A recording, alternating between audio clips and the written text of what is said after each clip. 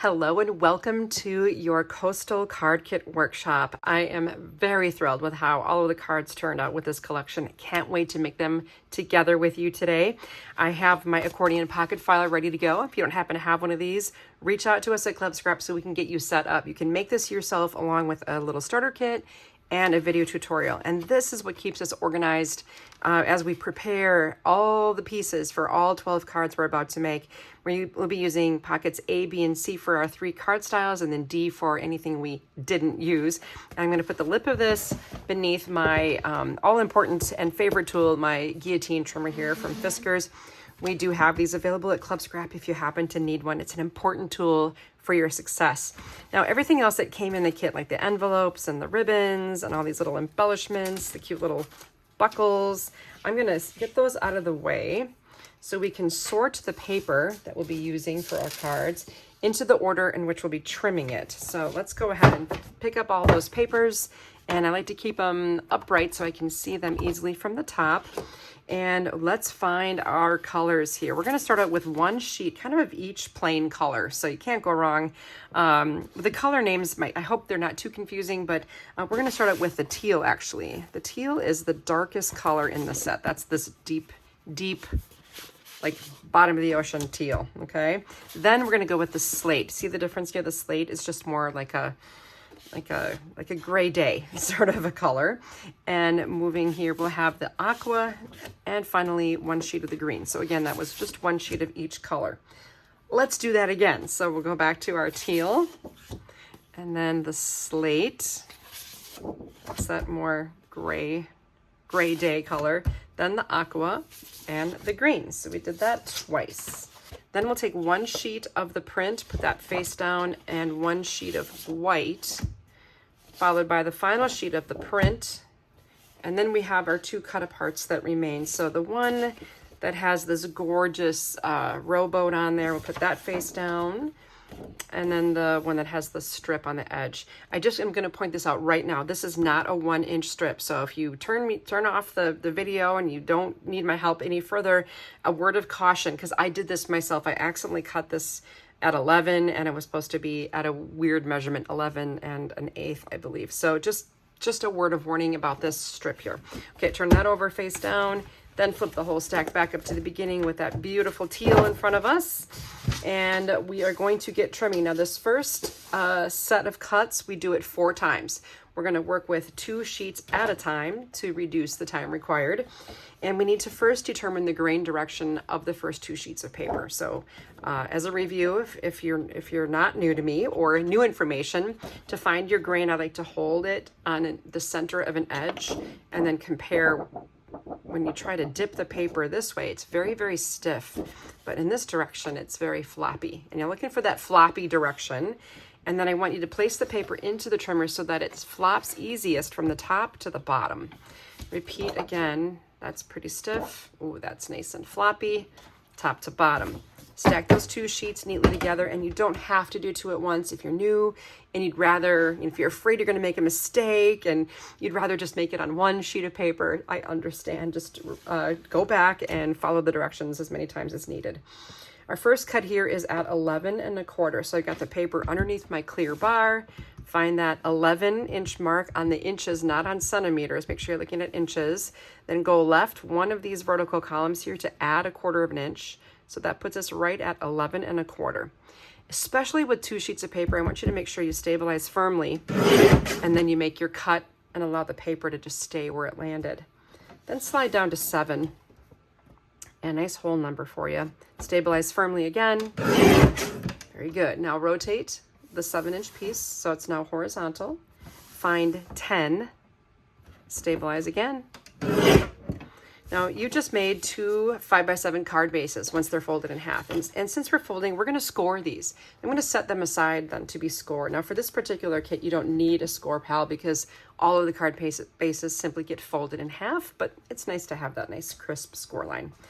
All right, the strip that fell just now, the smaller one, that one goes in pocket C. And then we're gonna do some more trimming on this guy. So this is our 4 1/4 by 12 here. We'll start at 9. Nice whole number again. And then 6 1/4. So this larger piece and then the rectangle that just fell goes in pocket C. And there's one more rectangle. That one goes in A. This long strip, don't have an official home for it. I probably end up using it in card set A, but we're gonna put this in D for now so we can use it to decorate later on. Then I'm gonna grab that aqua. I want it to dip easy, top to bottom. And then this nice green color, same deal, dipping top to bottom, stacked neatly. And we get to review everything we just did. So back at 11 1/4. So remember to go left from the 11, stabilize, and down to 7. And rotate and cut at 10. Once again, you made some card bases all set aside to score. And then the little rectangle pocket C. And we'll trim this starting at 9. I know you like those whole numbers. And then 6 1/4. So the piece you just made that's in the base and the pieces that just fell, those both go in pocket C again. And then another pair of rectangles that fell first, that goes in A. And again, pocket D for those nice strips. We can use those for sure. You just did that formula on 4 colors. Now we're gonna do a second trimming map on 4 more colors. So I really like how this is, I think this is gonna be a formula you'll want to do with another collection. You know, you can take any paper from your stash, right? Once again, I want to be dipping top to bottom on the teal and the slate, just like we did before, but we have different measurements now. First cut here is at 11 1/2 this time. So make sure you go halfway between the 11 and the 12 for 11 1/2. Then 10 1/2. So just making a 1-inch strip here. And 6 1/4. Always stabilize as a reminder. You don't want that paper wiggling around as the blade goes down. Now rotate, and we'll cut at 11 3/4. So it's way over there. 11 3/4, making a pretty little strip here. And then 9. Good old 9. Okay, this is going to be card base. So it goes off into the score pile. And then we have this rectangle that I want you to trim at 4. Pocket A and D. You have the little tiny little scraps also, D. And then we have this long strip here. We'll trim this one at 11 1/4. Make sure it's nice and neat in there.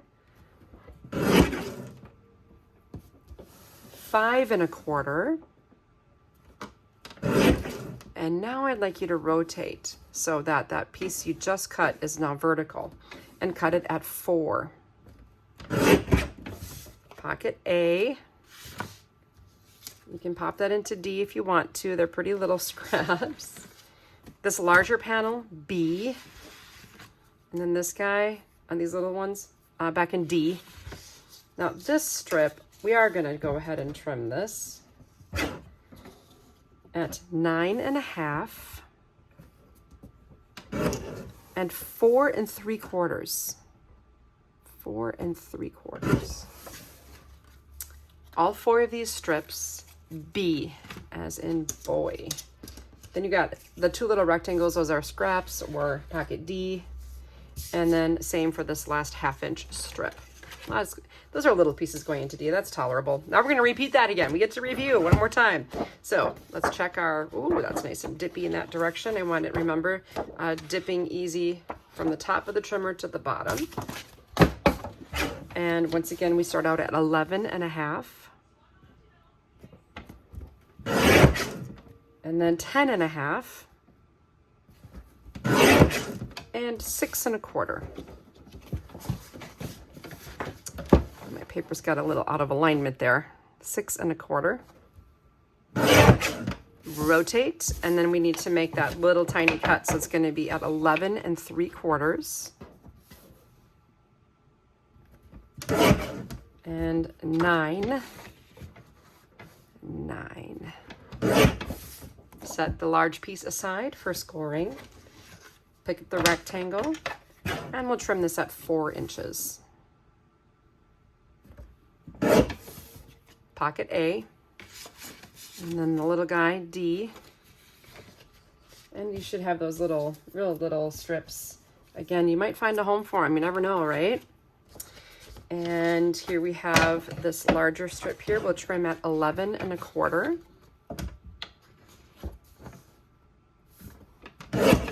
And 5 1/4. Now, again, take this 5 1/4 inch piece, rotate it so it's vertical, trim at 4. Pocket A. You got a couple more scraps here. And then this larger panel, B. Then you have the strips. These get trimmed at 9 1/2 again. All nice and neat there. 9 1/2 and 4 3/4. So you have strips that are the same length. Those go in B. Then you have the 2 little ones that fell plus that longer scrap. Those go in D, so we can decide later if we want to use them. Now in this next one, we're going to be trimming the print and the white the same time. I'm going to put the white down first, okay? So make sure now in this case, I want the paper to dip easily from left to right instead of top to bottom, because eventually the paper will be folded in that direction, and the same is going to be true for this. Now sometimes the prints are a little harder to tell, and if you need to really double check, if you just push on it, you'll be able to recognize right away that this is harder to push in, this is easier. So there you go, there's my grain. And I'll start out at 8 1/2.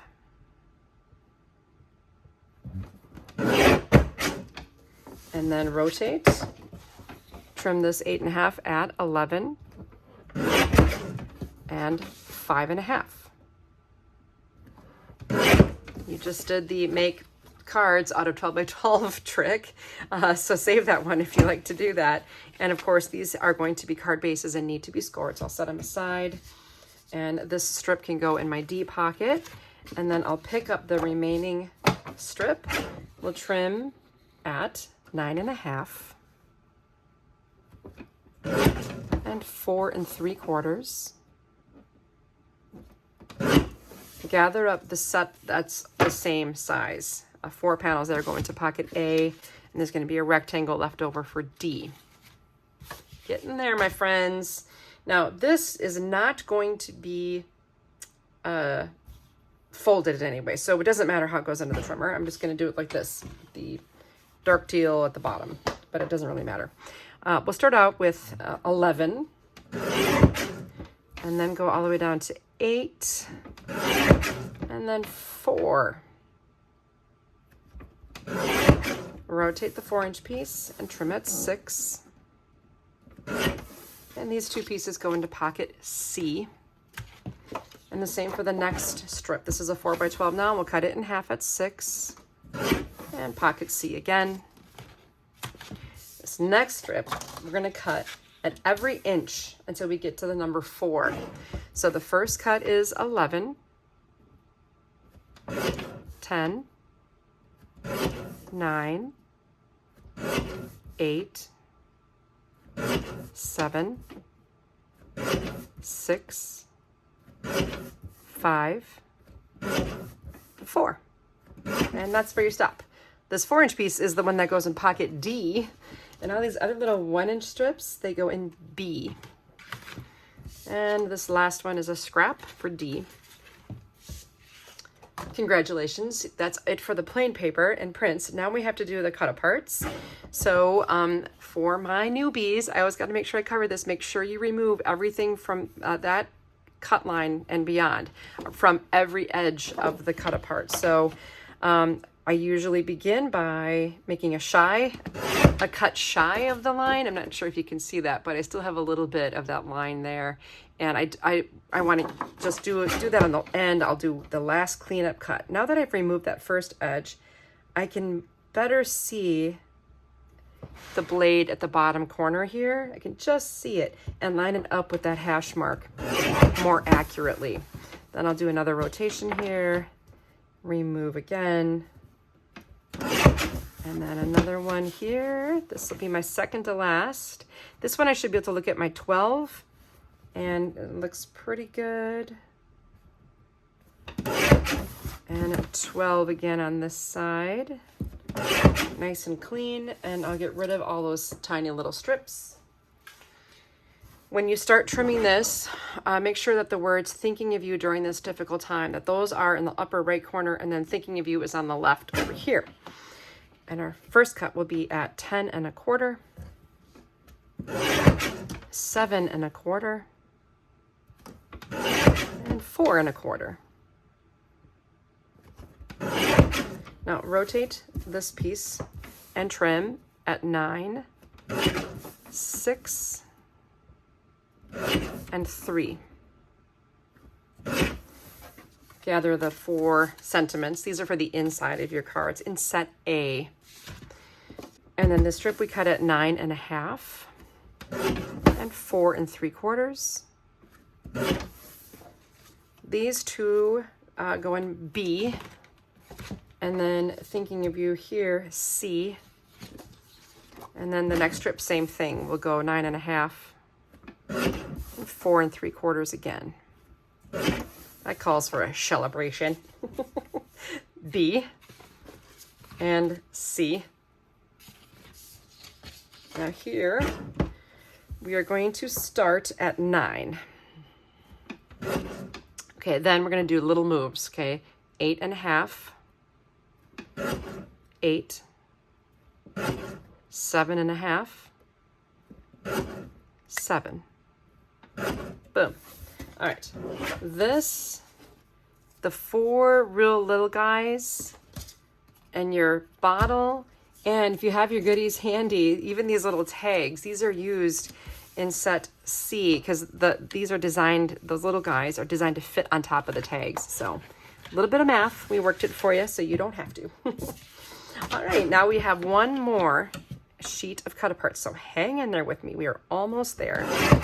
If you want to pause me while you work on removing that perimeter, and we'll come back when you're done with that and get these trimmed out and filed.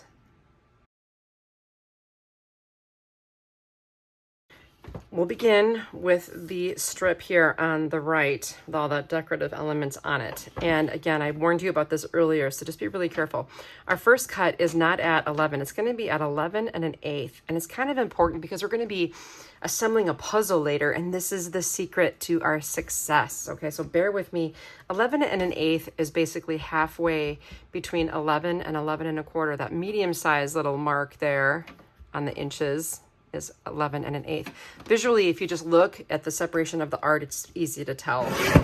Okay, then now it's going to be easier. 7 1/2 and 4. Rotate, and we will cut at 10, 7 1/2, 5, 2 1/2. You got 4 pieces the same, and then you got this littler guy, but they all go in pocket C. If you happen to have scissors handy, or you could do this with your trimmer too, you can separate these. Eventually, we'll fussy cut these shapes. It's optional, but either way, all of this goes in C. Our next strip, we'll start at 9 inches. Oh, and also make sure your sailboat's on the left here so you don't cut through something. And then 6 3/4, 4 1/2, 2 1/4. These, let's see, 1, 2, 3, 4 that are the same. The pocket A, and the one that's larger, C.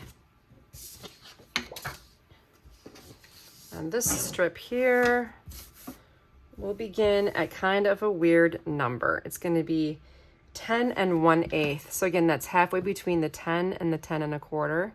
Visually, you just look at this artwork too, just cutting it in half. cutting between those lines. The next number is easy, 8 1/4. And then our final here, let's see, 6 3/8. So 3/8, 1, 2, 3. It's halfway between 6 1/4 and 6 1/2. You'll find 6 3/8. Also just look at the artwork. That was our last difficult cut. And just one more cut and you're done trimming. Okay, I promise. 4 1/2. That's 4 1/2. And this larger piece, pocket C. And then the 4 that are the same, and those weird measurements, 1 7/8 by 3 7/8, they're gonna go in pocket B. And of course this C, we will use it in the inside of one of our C cards. All right, that's it for trimming. I'm gonna hold this while I set my trimmer aside and grab my score pal. Here's my stack of all the pieces I set aside. This should be quite easy for us today. We'll start out with this print, which is on the top. Place it horizontally into the score pal. And I'm using a metal tip stylus, by the way. A lot of people wonder, like, what are you using for that? We do carry these because I prefer using this over the plastic piece that comes with this particular score pal. So 4 1/4 is right at that asterisk because it's such a common, it's a very common scoring measurement because it's when you create a standard card that fits in a standard A2 envelope. And you can see I'm doing this for all 4 pieces that were the same size there, the prints and the white. And those are going to be filed in pocket A. Next, I'm taking the pieces that measure 6 1/4 by 9. Again, horizontal into the score pal, and we're going to score in half at 4 1/2. So now you're not at that asterisk anymore, so you got to pay attention. 4 1/2, and of course on all 4 pieces, 4 1/2. These will be used in set B, so I'll just pop them into that pocket. And the last one, this should be 7 by 10, and in half puts us at 5. So nice solid number there for you at 5 inches. And all of these cards this month are just single fold, super easy. I thought maybe you could use a summer break from all of the thinking we normally do. However, I do enjoy thinking. I enjoy these fun card structures, but I just decided to go simple on you. Okay, I'm gonna put these in pocket C and get rid of my score pal. To get things started for card set A, I'll take everything out of the A pocket. And what I generally like to do is just sort through all the pieces so that they're sorted by size. And that makes the distribution of things just a little easier. So I have these larger panels here. And then if I could just, kind of like when you're sorting through a deck of cards, you have all those cards in all the directions, you get them all straightened out. So here's a set, here's a set. Okay, so we got this large, medium, small, smaller, and I think those are your innies. So there we go, looking good. The other thing that you can do is find the bump, the raised part of the score line on the card bases, and you can fold them in half. And I never just implicitly trust that my score line is perfect. I always line up the edges. Like, I don't just fold. I make sure those corners match as accurately as possible before I finish the crease. The score line just basically helps us get a nice, it paves the way, let's just say. So again, the raised part of the line goes on the inside of the fold. Not sure if I completely clarified that, but obviously you want the print on the outside of the card too. And about that, when you are scoring with a print, using the score pal, that is, make sure the print is facing up if you want the print to be on the outside. We'll begin now by placing the two prints vertically in your workspace, and then the white horizontally. So we'll make 2 vertical cards, 2 horizontal cards. Then from your largest panels, let's put the slate here and the green here, and the aqua and the teal. Next, we'll do white, and that's because the base of the card is the print. Then we'll add the print and the print. For this next panel, the next largest one, I'm going to go with teal, and then slate, green, and aqua. We're gonna find one more. We're the nesting heaven here. Okay, and I love how the scale of how this is gonna work. Then you got the aqua and the teal, the slate, and the green. Okay, then we have our sentiments. She stood in the storm is our vertical, and then I've heard only the most amazing people are born on this day on the horizontal. Then obviously we've got a vertical innie, thinking of you, and a horizontal innie, which is happy birthday. By innie, I mean inward, the inside sentiment. And then each one of these gets a little glassine bag. And then of course you have your ribbon. I'm primarily going to be working with this cottony style ribbon. I love this ribbon so much. And we'll make the first card together since all the other cards go together the same. So I'm going to take card 4 and card 3, those two horizontals, and card 2, and put them all in the smallest envelope in your set of envelopes so that we can finish assembling those later using our first card as our sample. Now for this step, I'd like to have a ruler on hand. We have a 3x14 grid. We have a 2x8. We even have a mini. I do love the 2x8 for my card making.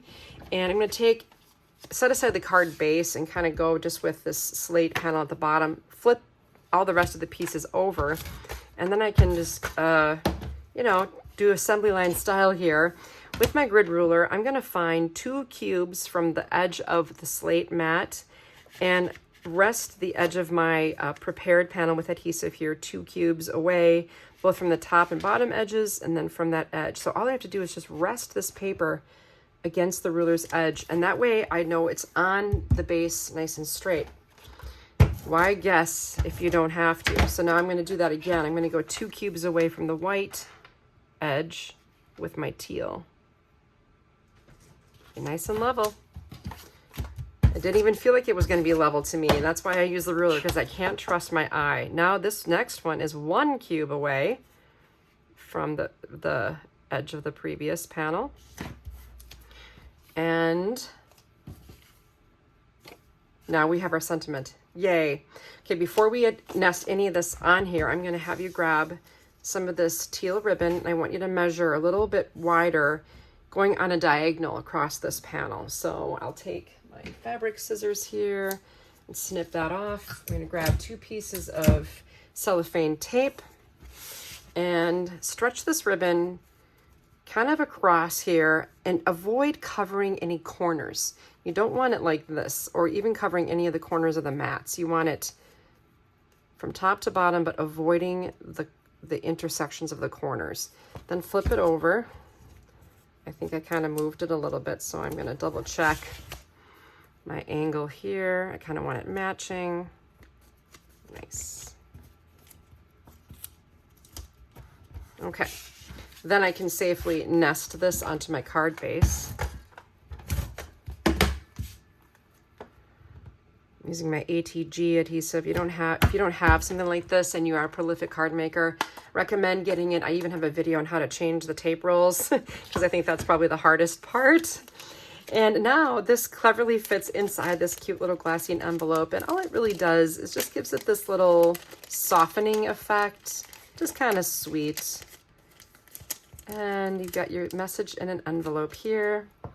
And if you want to, you can attach this with foam adhesive circles or just with adhesive. That's entirely up to you. I'm going to eyeball that right into the center. And you see how this whole card was built into the scale of that glassine envelope. Now on the inside, it's kind of your choice. You can look in your pocket here, see if you've got, maybe if I want to do these 2 strips. Let's just say. Here's a little trick I want to show you. If you want to anchor these 2 strips into the card, you can place, if the strip is like 12 inches long in this situation, I'll place it on here where I want it to go, and then I'll add the adhesive just until I reach the bottom edge of the card. This is the bookbinding glue from my needle tipped applicator, and then I'll use my ruler here just to make sure I'm gonna be level. I know my glue's in the right spot.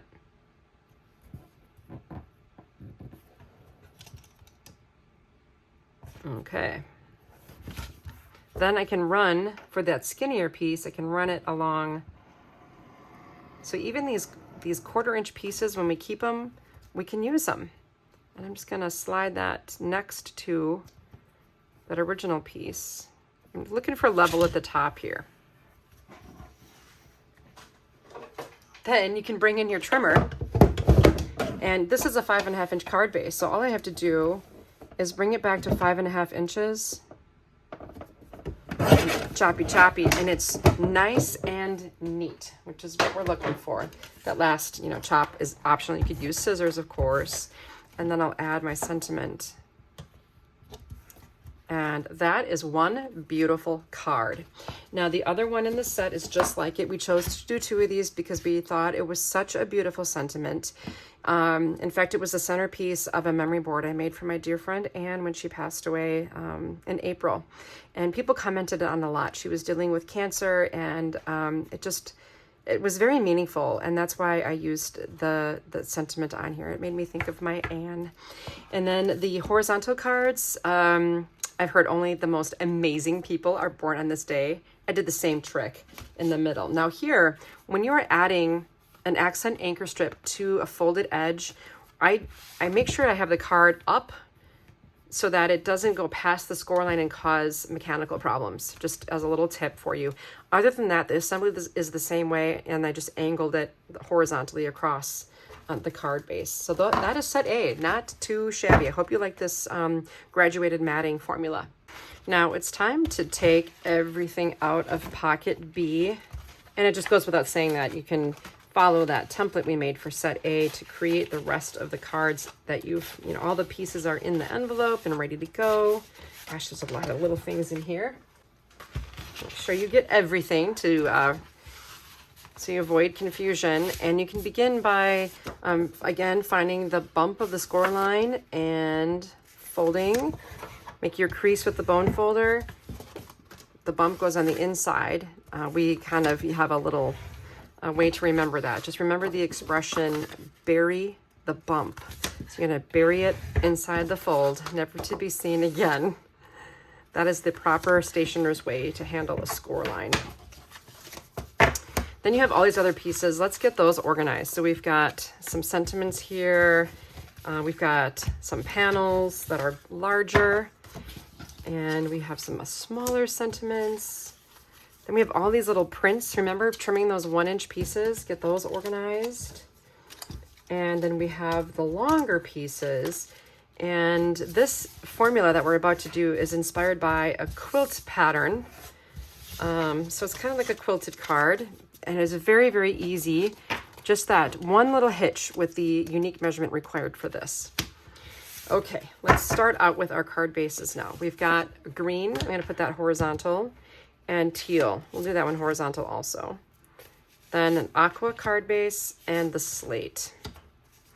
Next, you can do the aqua, the slate, the green, and the teal. So creating some contrast here. Now on these long pieces, I decided to just use the same color. You get 2 per card. So I go teal, teal, aqua, aqua, slate, slate, and green, green. And then each one gets print, print. And you can be conscientious about how you distribute the prints, or you can be arbitrary. Then the sentiments. So we've got a "You're Very Special" going on our horizontal cards. And we've got an ahoy there and ahoy there. And then finally our inner sentiments. So for these horizontal cards, that calls for a celebration. And then we have "Seize the Day" on this one, and then "Have a Terrific Birthday" on this one. Just 2 ways of saying the same thing. The ahoy there with "Seize the Day," that could be congratulations. It could be anything, whereas this is more geared toward birthday. I'm going to assemble a vertical card with you just because I feel like it. So I'm going to take card 1 and pop that into the envelope. Again, they all assemble the same way. This one will go into the envelope. This one, I think, I'll make this 4th one with you. I'll make this one. Put "Have a Terrific Birthday." There we go. Okay. Doesn't really matter which one you make. They all go together the same way. And so easy. You are going to love this. All right, we'll begin with our beautiful teal ribbon here. And I'm just gonna find a length and cut it at a nice severe angle. So the length is wider than the actual piece I'm going to wrap it around. And the reason I had that sharp angle is because I'm going to thread it onto this miniature ribbon slide here. So that's why I want a pointy end. So just bring it up and over that center bar on the buckle. Do you need your reading glasses, Tricia? Maybe. Is it time for reading glasses? I don't know. Can still kind of manage.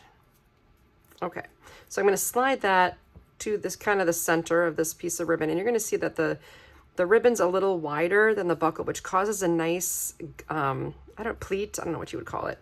That's very sweet. And the buckle was chosen for its smallness because it's not going to affect the postal rate. When you add this to a card you're going to drop in the mail. I'll just tape the ends around to the back here. And my piece is ready to go, okay? Now, here with these pieces, you can decide how they go together on this panel. But it's going to be a little bit, it's not going to be an 1/8 of an inch separation between these. It's going to be more like a 1/16. Do you see how that quilts in? So you can just flip the prints over. And to be efficient, you just run your adhesive on all 4 pieces all at the same time. Okay. Then you can start wherever you want. Like maybe I'll start with this long piece and I'm going to put it in the lower left corner and give myself that little 1/16 inch edge. I didn't even use my ruler because the margin is so narrow. I feel like I can accurately eyeball this. And then so this piece is going to go directly above it to form that corner. I'll rotate my card so I can see better. That would be a good idea. All right, all I did now was create a frame for this to go right into the center. I'll grab some foam adhesive circles here, one of my favorite little ways to add a little dimension without too much, because these are pretty flat. So I think too that we're safe on mailing. And I cut them in half because then they go further. And remove the tabs, nice and easy. And then I can center this into the space. It's perfect. That's why we needed the 1/8 inch, because we have thirds. We're dividing something into thirds, and when we do that we lose an 1/8 of an inch, and that's why we had to lose it from our measurement. I know this, maybe you're like, whatever, Tricia, it works. That's all I'm saying. There's a reason why I had you cut that at such a weird measurement. And maybe you don't think 1/8 inches are weird anymore. Maybe you're more comfortable with them now than you were a while ago. So there's your mat attached to the card base. Once again, you can add things to the inside of the card. Let's see what I did on this one. Oh, I added the print and then a nice strip here. Entirely up to you, or you can just skip that step if you want and just add your sentiment. It's scaled to perfectly center into the middle of the card and look fantastic. So that is your ahoy there. Let's look at our horizontal ones. You can see I did the exact same thing with the wrapping here. And oh, a larger piece of the print was used, and then a horizontal anchor for the sentiment. That adds a lot to the middle of the card. Hope you agree. And then you've got the other, you're very special. Gave it a little anchoring. And I had Jacqueline leave more white space on these inner sentiments because all the card bases are colored, some dark. Print again here. I showed you that already. Oh, print here. Have a terrific birthday. Ahoy there. It's a wonderful, easy formula. Oh, I would just love it if you took these formulas and subbed out your own papers and show me what happens. It would be really cool to see. That's your set B. Let's move on to our final 5x7 cards. Obviously, step 1 is extracting everything from the C pocket. So we'll start with that. And you'll want to do a little organizing as well. First, we'll take our card bases, once again, find the bump of the score line and fold in half. Repeat for all of your card bases. Of course, organize all those pieces by size. Just take your time and do it well. There are kind of a lot of sizes that are like odds and ends. Those are the insides of the card and other decorative elements we'll be using. Then you have all your little panels and your sentiments.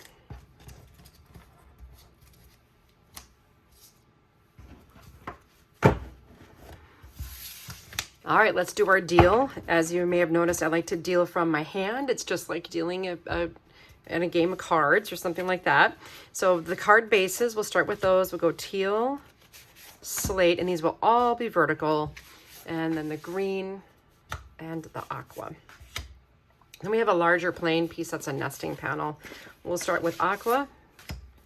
And I'm gonna go teal on the slate, slate on the green, and green on the aqua. Then we have a print for everyone. Again, we're in nesting heaven, and you can choose if you like a certain color scheme from the print more than another, you know, swap it around as you wish. Let's see. We need another plain panel that's a little smaller. So we've got our green here, aqua, teal, and slate. And then the inners, let's see, we'll go teal. I think it's the color that's not present on the card. So aqua and teal here. And images, we've got the most beautiful stones, and then the lighthouse on these two. Each one gets a craft tag. And then the most beautiful stones, those get the "You Are Loved" sentiments. And the lighthouses each get a happy birthday. Then we have all these innies. Let's see. The tall, skinny one, thinking of you during this difficult time. And then the other thinking of you goes on this one. And there's nothing little about the light you shine. That's the more rectangular one. You have the taller, larger one. It doesn't really matter. It's the inside of the card, right? This one got the decorative strip. And then we have these last fussy cut images. So we have the message in a bottle. We've got a candle in a jar. We have a seashell, and we have a lantern. That'll do it. Let's take our envelopes now, and we'll make that first one together. So I'll take this one and pop it in. This one with its long strip, that's just going to go on the inside of the card. Really adds a lot. You'll see. One more envelope here for this guy. And we'll set them aside. And we're on our final card sample. Very exciting. To start, let's take the two larger panels and nest them together.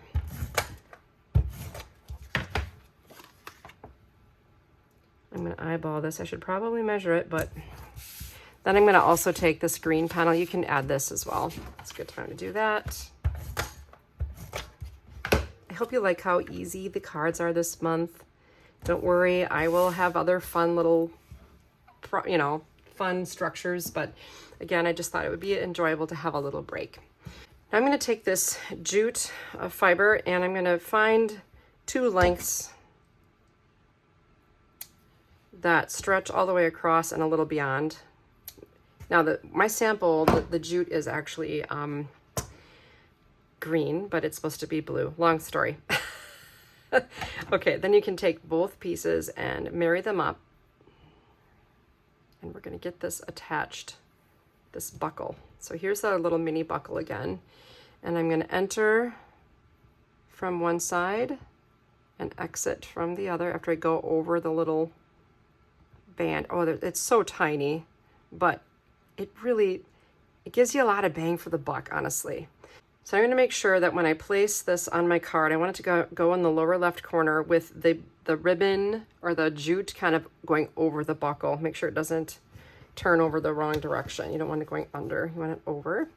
And then just separate these two pieces so they're stretched out a little bit and tape them to the back of the card. Okay, so you kind of have it set. And then you want to separate the ribbon or fiber again.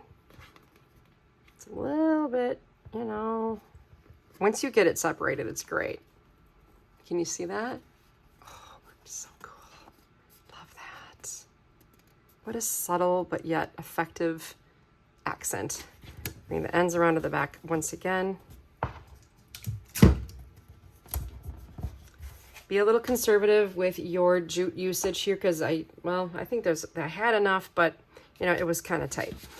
Then we have the little tag.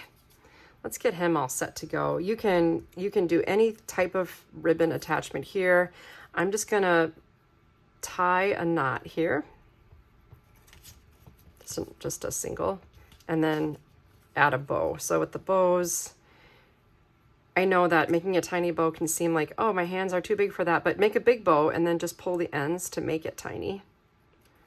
Tighten it up and trim the tails. Sweet. Then we have the little "You Are Loved." I'm going to use our bookbinding glue from the needle tip applicator because it's such a little thing, and my this knot should be on the left. My ATG tape is the same width as the little piece, so that's why I use the glue. Works really well. Oh, we got this guy. Let's grab our detail scissors and make quick work of just cutting him out. Very, very sweet little graphic here.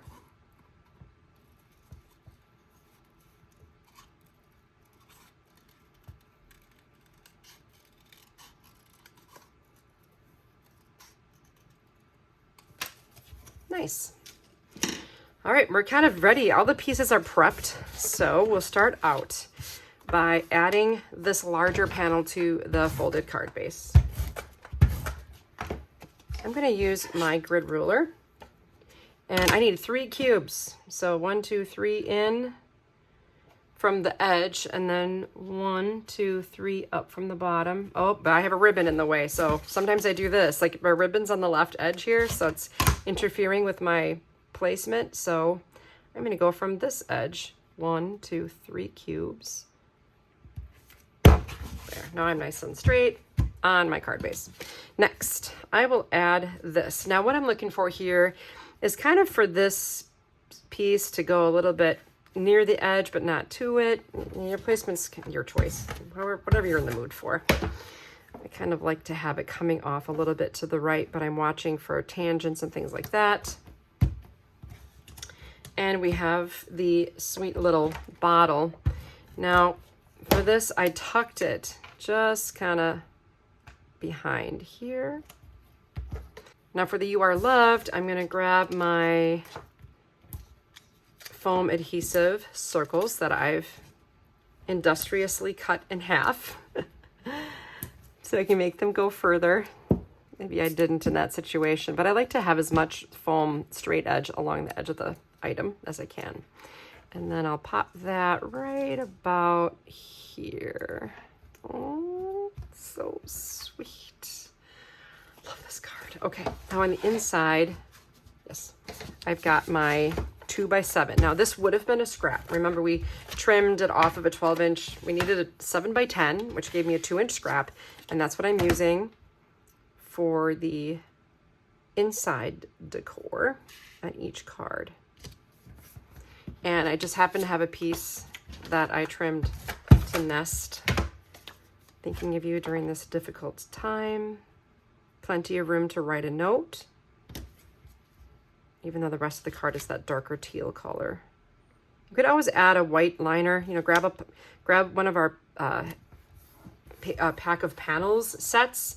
I think we sell it in individual colors in white, so that those are perfectly scaled for using as panels on the insides of your card. Plenty of space though. That's card 1. Okay, now here is the sample, identical, even on the inside. Then we have the next one.